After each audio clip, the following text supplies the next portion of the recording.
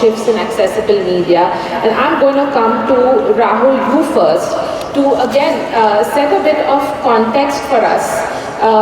When it comes to regulations, policies, earlier we were talking about compliance and also enforcement of regulations.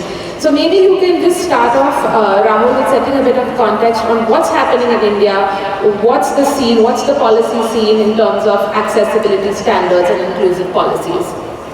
Could you give me the mic? Yes. Good afternoon, ladies and gentlemen. I'm grateful to the Waves organizers for giving me the opportunity to be here. To answer moderator's question squarely, at present we have for film accessibility the 2024 guidelines, which were released on 15th March 2024. They set out a time schedule within which all films that are released in theaters have to have accessibility features.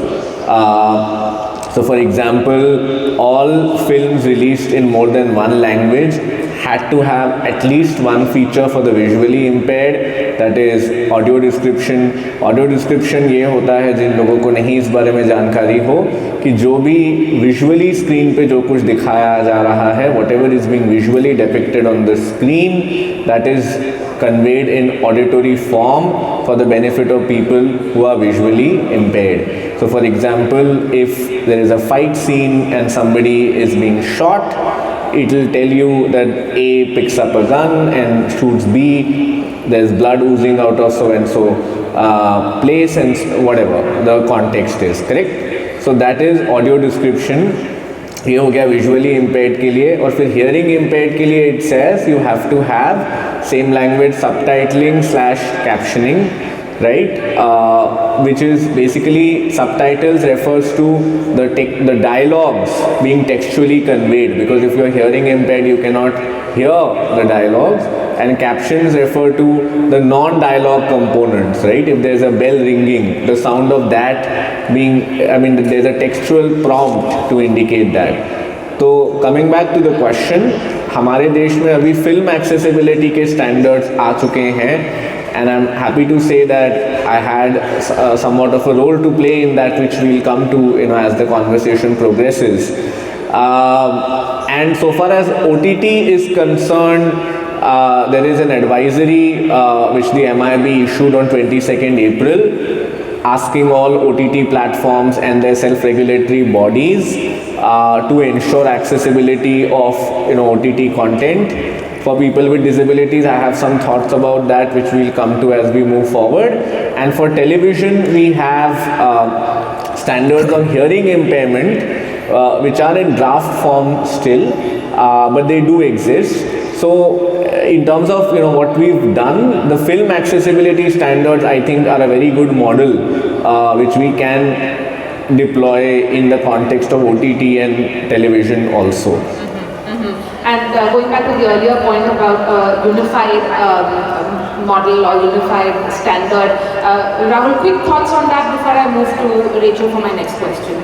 So yes, I think Professor Kothari makes a good point, because ultimately the content is the same regardless of what platform it is being displayed on, television, OTT or theatre. So once the content is available in accessible form, there is no good reason कि वो आप TV पे make available कर रहे हो और Netflix पे नहीं कर रहे, या Netflix पे कर रहे हो but जो थिएटर के लिए जो apps आती हैं, क्योंकि थिएटर्स में हमारे देश में अभी वो इक्विपमेंट नहीं है जिससे कि कोई ऑडियो डिस्क्रिप्शन सुन पाए. जब मैं एक स्टूडेंट था इंग्लैंड में, I remember going to theatres there, and वहाँ पे आप ईयरफोन्स प्लग इन कर सकते थे अपने सीट में and you would be able to hear the audio description. That we don't have, so we have, and this is a good kind of step that it shows the power of indigenous innovation. We've developed our own low-cost solution for this, which are apps like Excel Cinema, and Dipti is here, or Greta. I'm not into which app is better, which app is worse, but That is one solution. But coming to your point, yes, uniformity of content, uniformity of standards is important. But more than uniformity, what we need is for the standards to be binding, right? And for there to be consequences for non-compliance.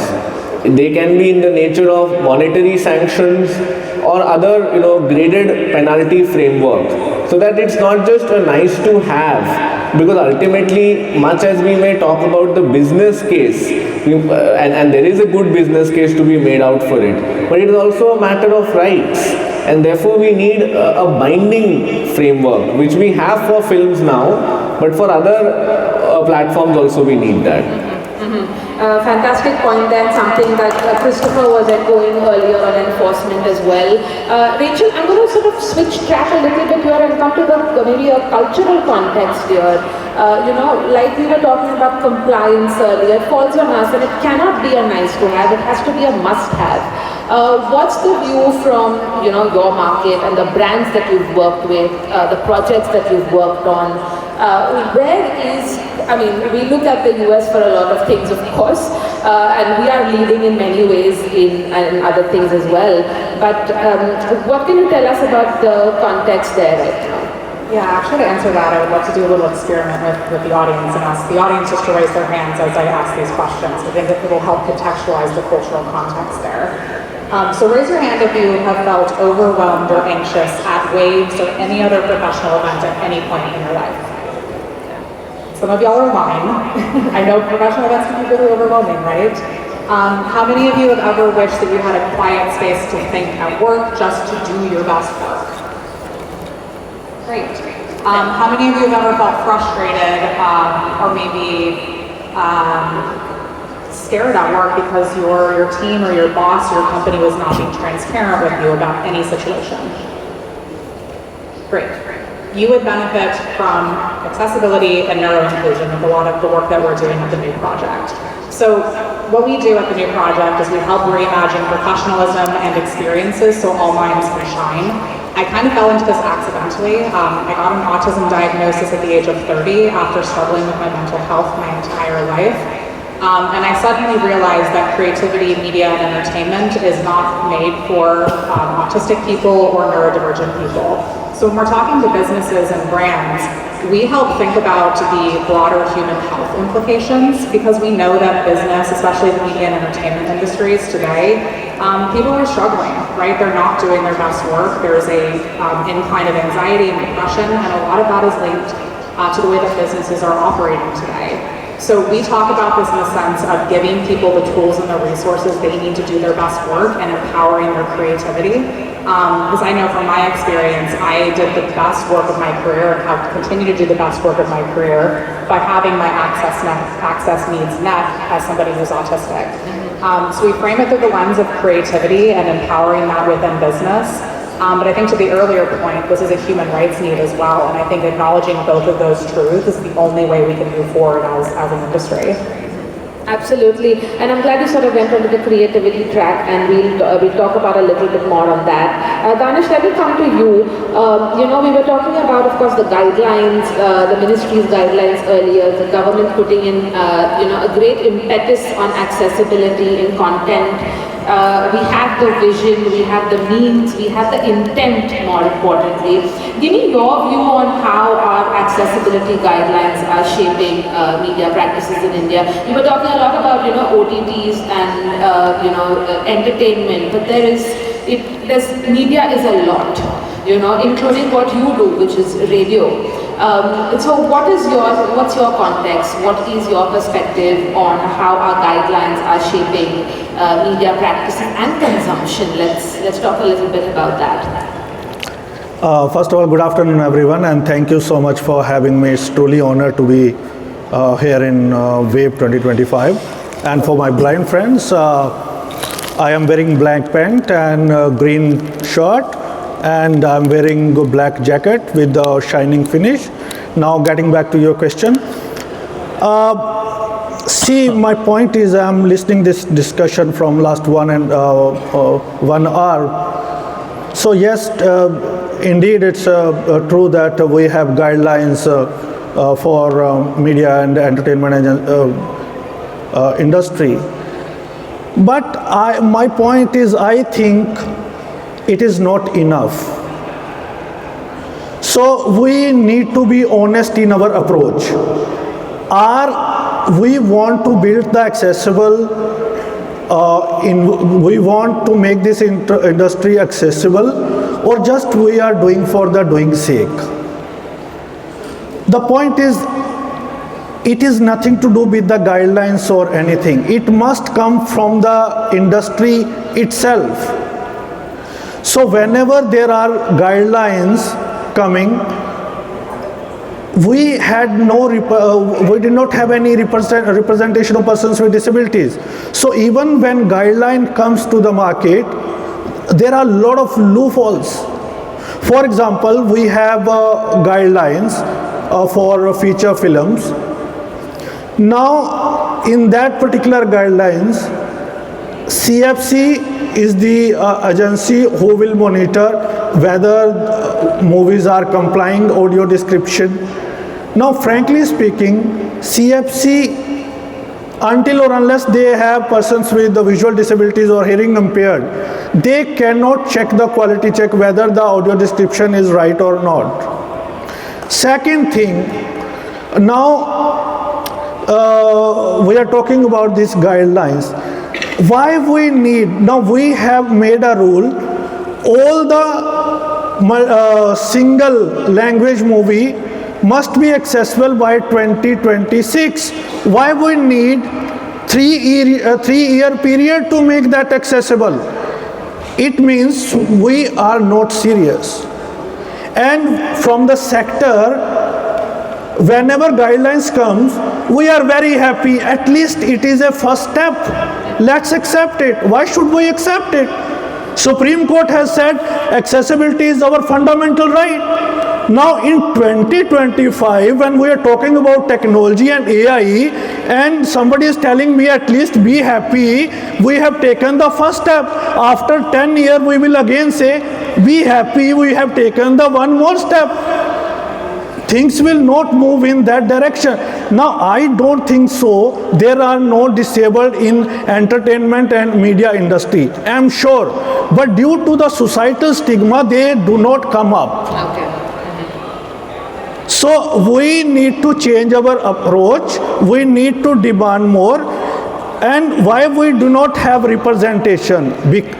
And that representation is not there just due to the inaccessibility, because content was not accessible, so we were left out from the system, we were not heard, we were not made part of this system, so we did not become a part of representation. But now, since there are United Nations Convention on Rights of Persons with Disabilities, there are guidelines on accessibilities, this is the high time. As Rahul mentioned, we need mandatory approach, then recommendatory approach. Until recommendatory approach will be there, nothing will happen. And last thing, before you move to the other panelists, yesterday we were listening inauguration function. Two major things happened in that. One, Honorable PM talked about subtitle, how it has become $1 billion business, though he speak from the language perspective. But it is essential. Now he has given you clue, it is $1 million industry. WHO says there are more than 1.4 billion people with disabilities in the world. So you have a great opportunity to expand your audience reach. Don't do it for the sympathy sake. Whenever disability word came, so you bring sympathy to that. We need to talk about more. And the last thing, Ambani Saab said, this Wave Summit has 4 pillars. And he mentioned the 4th pillar is inclusion. You cannot have inclusion until you incorporate accessibility. If you want to make this summit successful, you want to make this country developed by 2047. I assure you this country will be developed by 2042 if you incorporate accessibility, and if you don't, this country will not be developed by 2020, even 60 or 21st century. You need to incorporate accessibility. I'm going to stick on that optimistic note that you mentioned about inclusion, and that we can, get to our vision ahead of time if we have that goal in mind.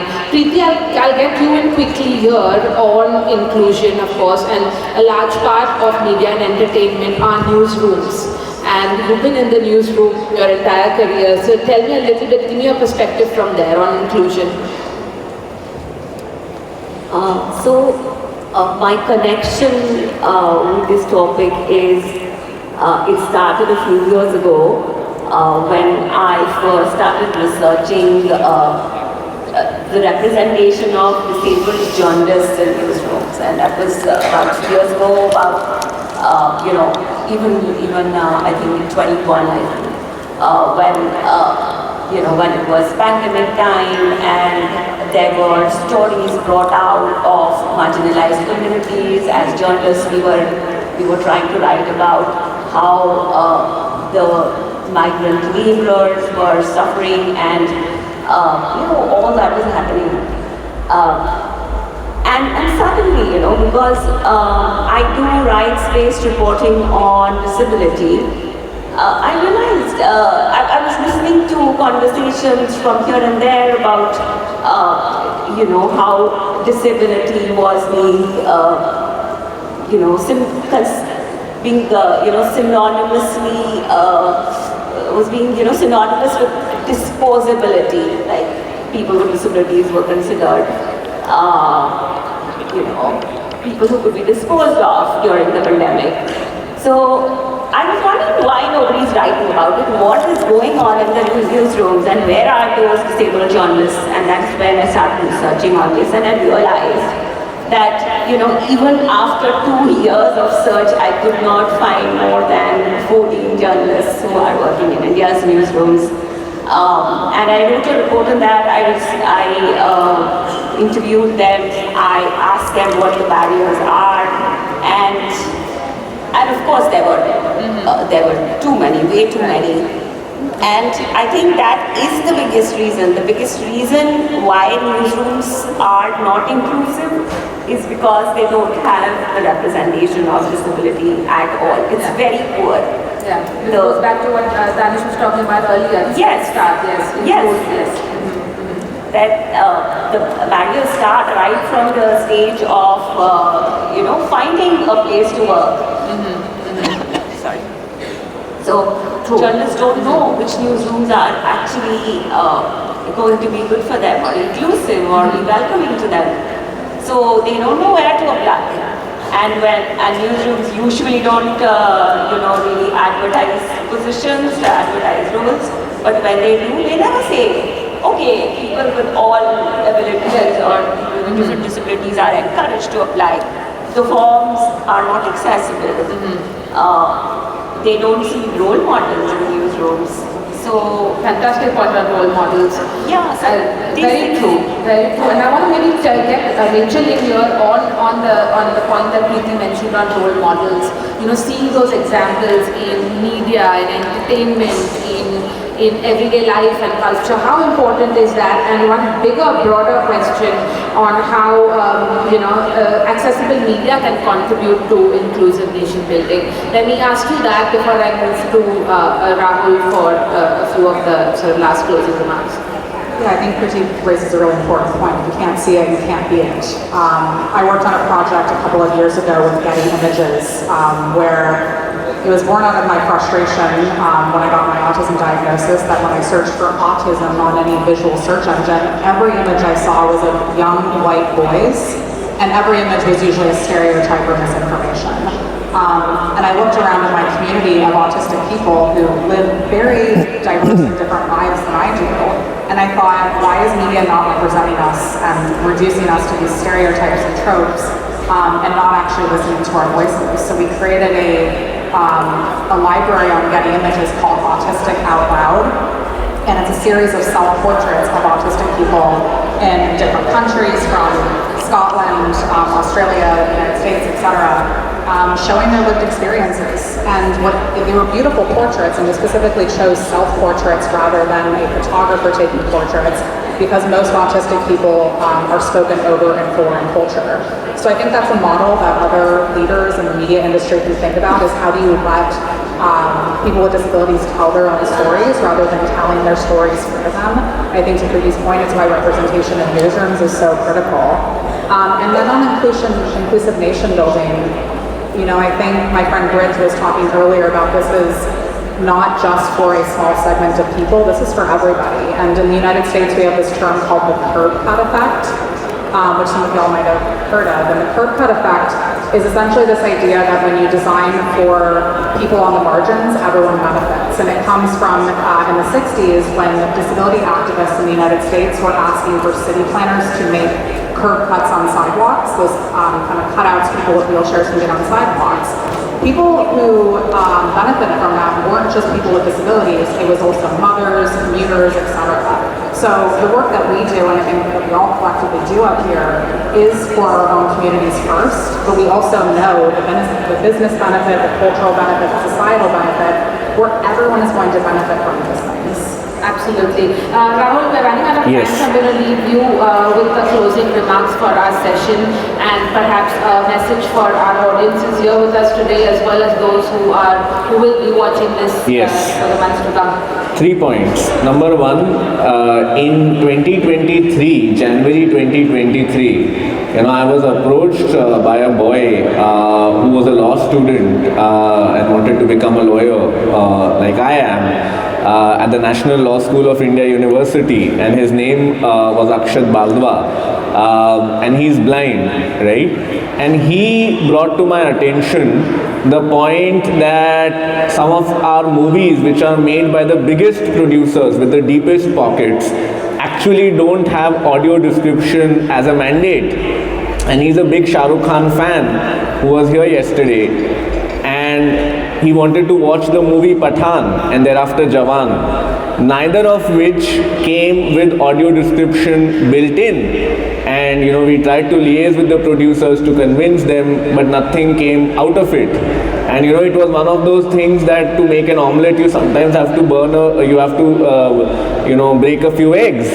So, we had to litigate against them, and ultimately that led to a very powerful ruling by the Delhi High Court saying that all new movies have to have accessibility features, which led to the formulation of the film accessibility guidelines which we now have, which, imperfect though they may be, are a step in the right direction, and we need to kind of strengthen that. Number two, there is a blind industrialist, an entrepreneur, on whom a movie was made last year. I won't like to name the gentleman.